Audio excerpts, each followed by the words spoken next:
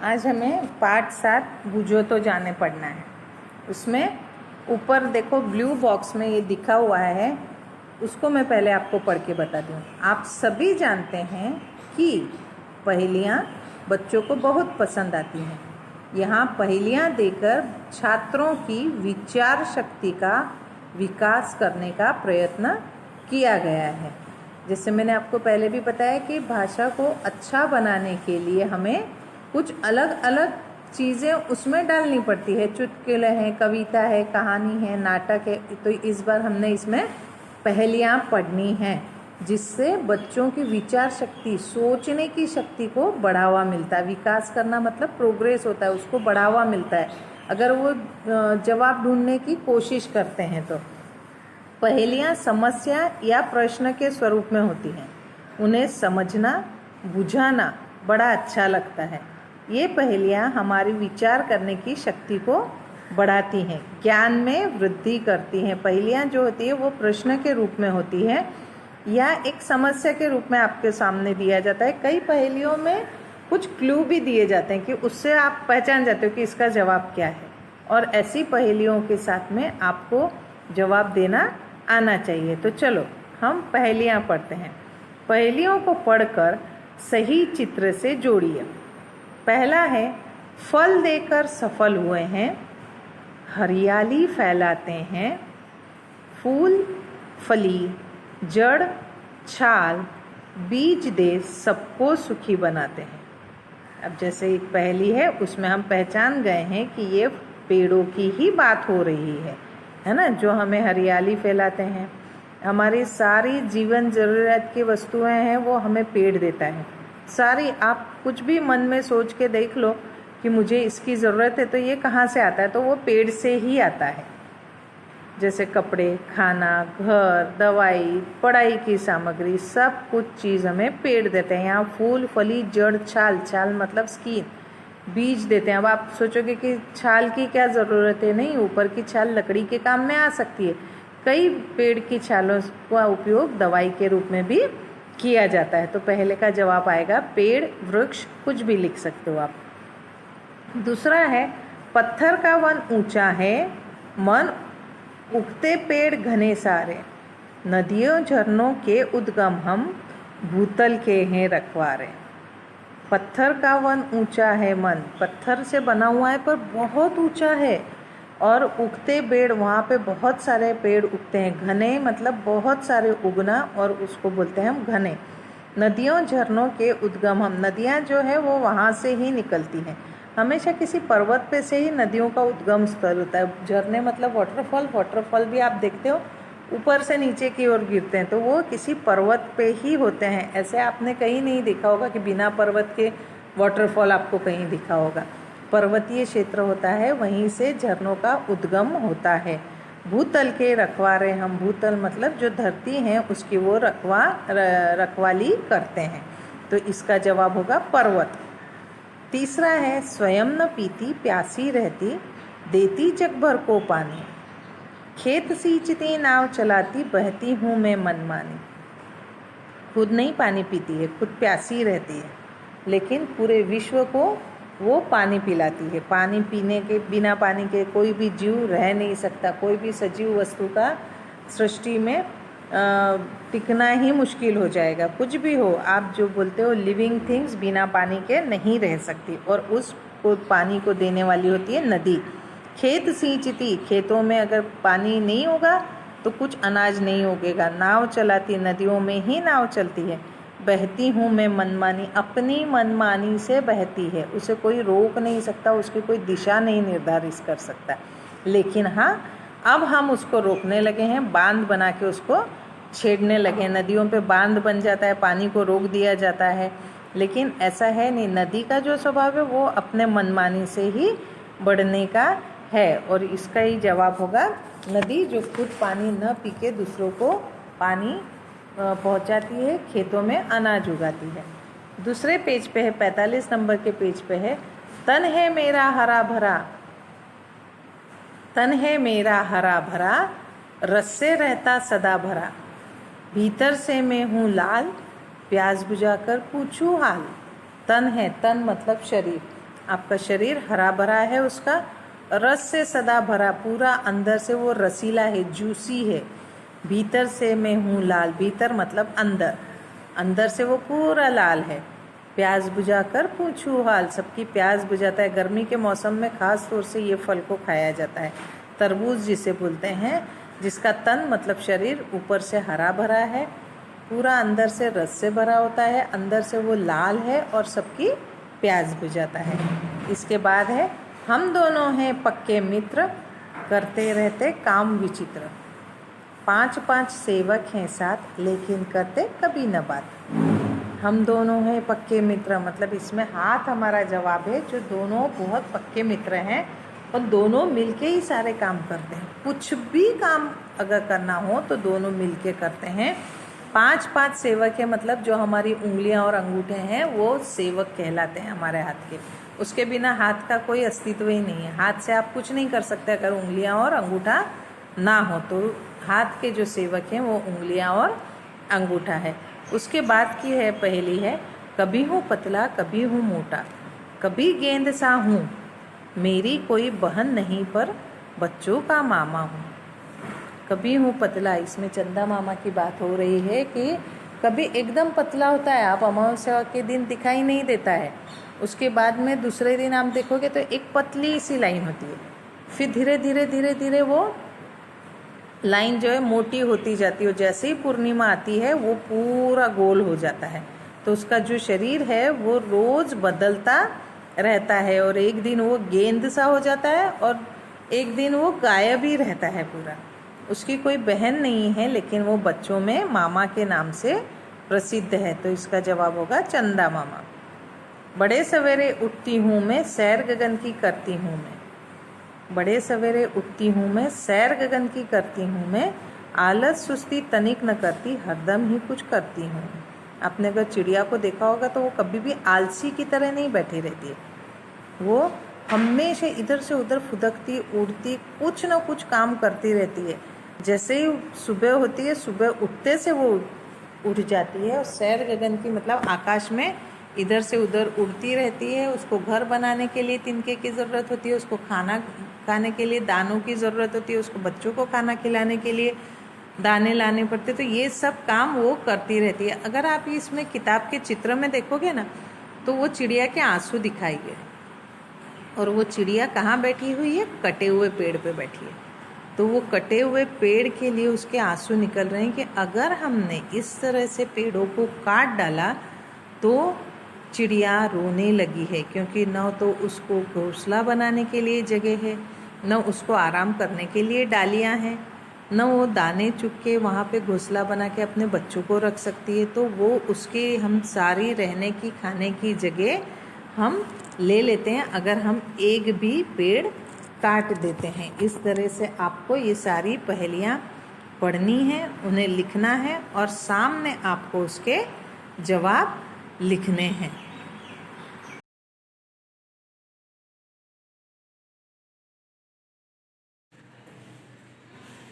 बुझो तो जाने के कठिन शब्द, पहेलियाँ जो हम पूछते हैं, राइटर्स जो हम प्रश्न पूछते हैं जिसके उत्तर नहीं मालूम होते, सोच के देने पड़ते हैं, उसको बोलते हैं पहेलियाँ।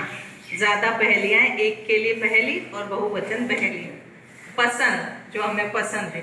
छात्रों, छात्रों मतलब बच्चे जो पढ़ने वाले स्कूल में पढ़ते हैं ना, उनको बोलते हैं छात्रों, बॉयज को। छात्रा लड़कियां के लिए और छात्र लड़के के लिए, और छात्र का बहुवचन छात्रों। विचार शक्ति, हमारे सोचने की शक्ति। विकास, हमारा प्रोग्रेस, प्रयत्न, कोशिश करना। समस्या, प्रॉब्लम।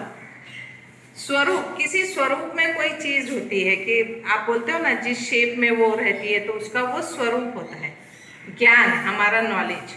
वृद्धि, बढ़ावा करना, बढ़ाना। सफल, सक्सेस मिलना, सफल हो गए हम, परीक्षा में पास हो गए। फली, फली आप जो सिंग बोलते हो ना, जैसे चौली की आप बोलते हो जो सिंग फॉर्म में होती है वो बोलते हैं उसको फली। भाई यहाँ फूल फली मतलब पहेली में अगर बोला है ना तो वो फल के लिए बोला है। छाल, छाल मतलब स्किन। पत्थर, घने, घने मतलब एक जगह पे लगे हुए बहुत सारे पेड़ होते हैं तो घना जंगल कहलाता है, या एक पेड़ में बहुत सारी पत्तियां होती है तो वो पेड़ घना कहलाता है, डेंस। झरनों, वाटरफॉल जो होता है वो उद्गम, मतलब वहां जहां से उनकी शुरुआत हुई है, निकले हैं वो, जैसे झरने की शुरुआत, नदी की शुरुआत जहां से निकलने का वो स्थान है उसको बोलते हैं उद्गम। भूतल, जमीन की सतह, ऊपर जो धरती का हमारा ऊपरी सतह जिसपे हम रहते हैं उसको बोलते हैं भूतल। रखवारे, यहाँ पे बोली का फर्क है इसलिए यहाँ रखवारे लिखा है, रखवाले को ही इन्होंने रखवारे लिखा है कि जो रखवाली करता है। प्यासी, सींचती, पानी देना, हम खेती को सींचते हैं पानी से। मनमानी करना, अपने मन में जो आए वो करना। भीतर, अंदर। विचित्र मतलब कुछ अलग, नॉर्मल जो होता है उससे एकदम अलग, उसको बोलते हैं विचित्र। सेवक, जो सेवा करते हैं। सैर, घूमने जाते हैं। आलस, सुस्ती, जो हम आलसी होते हैं, सुबह सुबह हमें बहुत सुस्ती होती है, जल्दी से काम करने की इच्छा नहीं होती है, स्फूर्ति नहीं होती है। तनिक मतलब थोड़ा सा, तनिक मतलब मेरे पास तनिक भी समय नहीं है, तो थोड़ा भी समय नहीं है।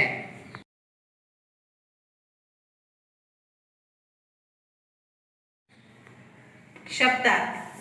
पहली, समस्या, समस्या मतलब यह प्रॉब्लम नहीं, वो प्रश्न जिसके लिए हमें सोचना पड़ रहा है, जिसका जवाब हमें नहीं मालूम है। तन मतलब शरीर, बदन। हस्त, हमारे हाथ। कर, भूतल, पृथ्वी, धरती, पृथ्वी की सतह, पृथ्वी या धरती और पृथ्वी की सतह जो ऊपरी भाग होता है उसको हम बोलते हैं भूतल।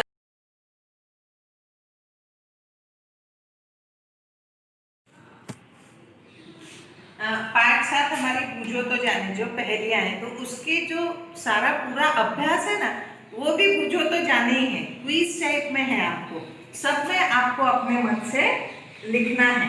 जैसे पहली है ना, इसमें एक्सरसाइज, वाक्यों में से फल और सब्जियों के नाम ढूंढकर लिखो। पूरा वाक्य है, उसमें कहीं ना कहीं कोई फल या सब्जी का नाम आ रहा है।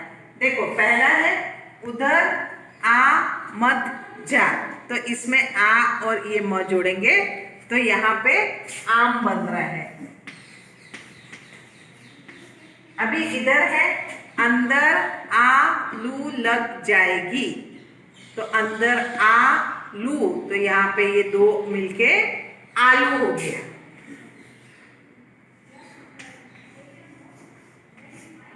तीसरा है, जयपाल कल आया था, तो जयपाल का ये पा ल लिया और कल में से क लिया, तो ये पालक आ गया। अभी इसी तरह से आगे के जो 3 हैं वो आपको करना है। संतराम आ गया, तो संतराम में शब्द आ गया संतरा। शैलजा मुनमुन से मिली, इसमें आपको ही ढूंढना है क्या हुआ। फैला हुआ काम अब सिमट रहा है। ये 3 वाक्य में से आप, यहाँ तो मैंने ढूंढ के दे दिया, ये दो में से आपको फल है या सब्जी है वो ढूंढ के आपको लिखना है।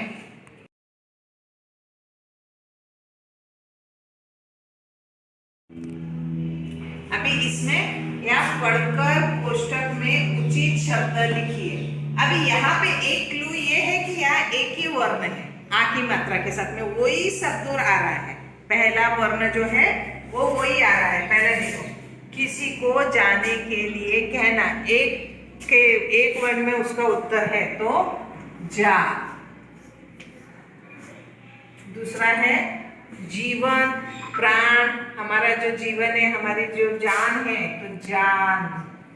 देखो आया ना, ये ज और ये ज, जान। राजा जनक की पुत्री, वापस जा आएगा। जाके आगे सोचो तो थोड़ा सा कुछ, क्या आएगा इसका आंसर। प्राणी, पशु, जीवधारी, जो लिविंग थिंग्स है जिसमें जीव है, प्राणी है, पशु है, यहाँ पे वापस जा आएगा। सोच के आपको ये 2 लिखने हैं कि इसमें आगे क्या आएगा। इसका क्लू यही था कि सब में पहला जो है अक्षर वो जा है।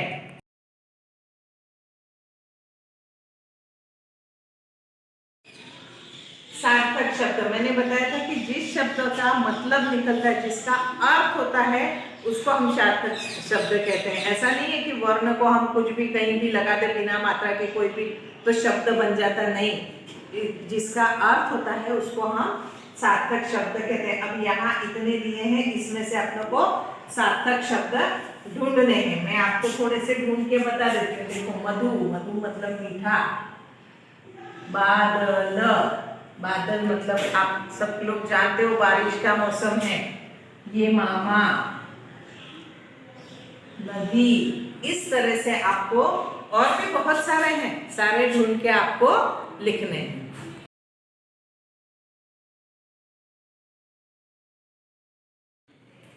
इसके बाद हमारे एक्सरसाइज है विराम चिन्ह। विराम चिन्ह को हमने पहले भी पढ़ा है, पहले ही पाठ में पढ़ा है, उसमें भी मैंने आपको एक लिंक भेजी थी कि विराम चिन्ह कहाँ, कौन से, कैसे लगाने हैं।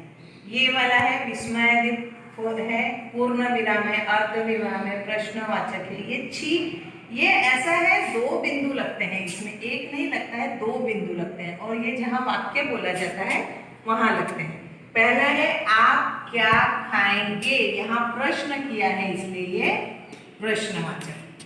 दूसरा वाक्य है माँ ने पूछा नन्ही बेटी तुम कहाँ रह गई थी, जहाँ पूछा है मैंने बोला है और वाक्य में ये वाला लगता है, तो माँ ने पूछा के बाद में कॉमा आएगा, उसके बाद में जो वाक्य पूछा है वो आपको इसमें लिखना है।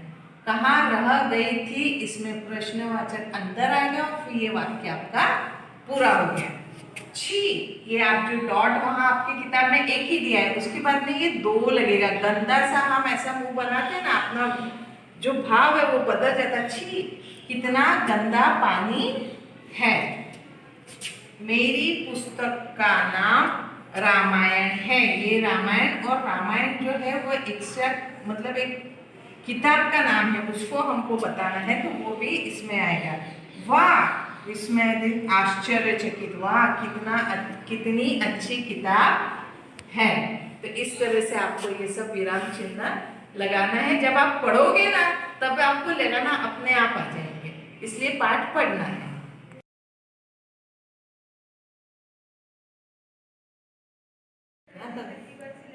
इसके बाद है समान तुक वाले, समान प्रास वाले, सेम राइमिंग वर्ड जो बोलने में एक जैसे होते हैं, उनके अर्थ एक जैसे नहीं होते हैं। अब ये जैसे खाना है, इसके यहाँ पे आपके बहुत सारे वर्ड दिए हुए, देखो, भाना, गाना, नाना, दाना।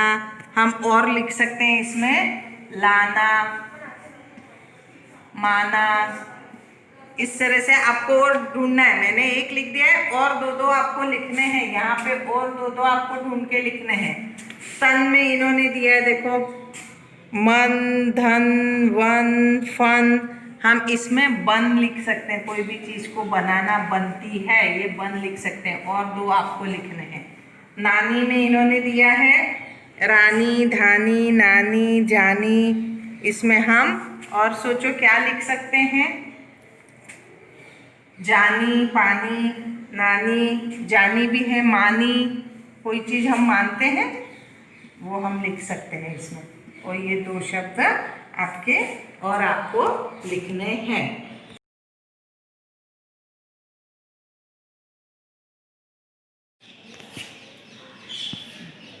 इस बार हमको विशेषण शब्द वापस से पढ़ने हैं। विशेषण शब्द मतलब संज्ञा की विशेषता बताने वाले वो विशेषण शब्द होते हैं। इसमें पहला है शिल्पा, भोली भाली लड़की है। लड़की संज्ञा शब्द है, शिल्पा शब्द है, वो कैसी है, तो भोली भाली है, तो ये विशेषण हो गया।